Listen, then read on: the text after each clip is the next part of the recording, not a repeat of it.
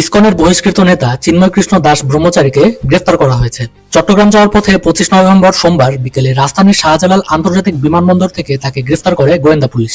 পরদিন মঙ্গলবার দুপুরে চট্টগ্রাম মেট্রোপলিটন 6-এর কাজী শরীফুল ইসলামের আদালতে তোলা হলে রাষ্ট্রদ্রোহের মামলায় জামিন না মঞ্জুর করে তাকে কারাগারে পাঠানোর নির্দেশ দেন বিচারক। গ্রেফতারের পর ডিবির অতিরিক্ত কমিশনার রেজাউল করিম মল্লিক গণমাধ্যমকে বলেন, একটি অভিযোগের রিকুইজিশনের ভিত্তিতে তাকে গ্রেফতার করা হয়েছে। বিমানবন্দর সূত্র জানায়, গ্রেফতারের সময় চিন্ময় দাস শান্ত ছিলেন এবং ডিবির কর্মকর্তাদের সঙ্গে কোনো ধরনের বিরোধ করেননি। 25 অক্টোবর চট্টগ্রামে সমাবেশ করে বাংলাদেশ সনাতন জাগরণ মঞ্চ। চিন্ময় কৃষ্ণ দাস ছিলেন এই মঞ্চের মুখপাত্র।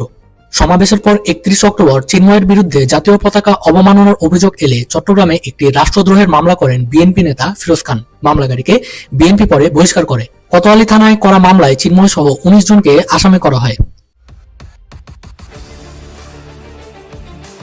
এই মামলার পর ইসকন প্রবর্তক ধাম অফিসিয়াল ফেসবুক পেজে একটি ভিডিও বার্তায় রাষ্ট্রদ্রোহ মামলা প্রসঙ্গে চিন্ময় কৃষ্ণ দাসের একটি বিবৃতি প্রকাশ করা হয়। এতে তিনি মামলাটিকে সনাতনীদের 8 দফা দাবি আদায়ের শান্তিপূর্ণ আন্দোলন কর্মসূচিকে ভিন্ন খাতে প্রবাহিত করার অপচেষ্টা হিসেবে আখ্যা দেন। ওই বিবৃতিতে চিন্ময় কৃষ্ণ দাস বলেন, 5ই আগস্টের পর সনাতনীদের উপর চালানো হামলা নির্যাতনের প্রতিবাদে আমাদের আন্দোলন। এই আন্দোলন বর্তমান সরকার কিংবা রাষ্ট্রের বিরুদ্ধে নয়।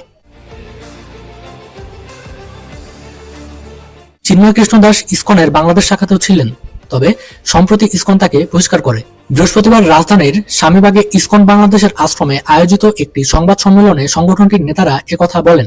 ইসকন বাংলাদেশের সাধারণ সম্পাদক চারুচন্দ্র দাস ব্রহ্মচারী অনুষ্ঠানে লিখিত বক্তব্যে বলেন, চিন্ময় কৃষ্ণ দাসকে সাংগঠনিক শৃঙ্খলা ভঙ্গের দায়ে ইসকন বাংলাদেশ থেকে অব্যাহতি দেওয়া হয়েছে এবং উল্লেখ করেন, তাদের দ্বারা সংগঠিত কার্যক্রম ইসকনের নয়। তিনি আরো বলেন, চিন্ময় কৃষ্ণ দাস ব্রহ্মচারী ইসকন বাংলাদেশের কেউ নন। তিনি ইসকন থেকে বহিষ্কৃত। তার বক্তব্য ও কার্যক্রমের দায় ইসকনের নয়। ইসকনের বহিষ্কৃত নেতা চিন্ময় কৃষ্ণ দাস ব্রহ্মচারীকে গ্রেফতার করার ফলে চট্টগ্রামে পুলিশ ও ইসকন ভক্তদের মধ্যে ব্যাপক সংঘর্ষ হয়।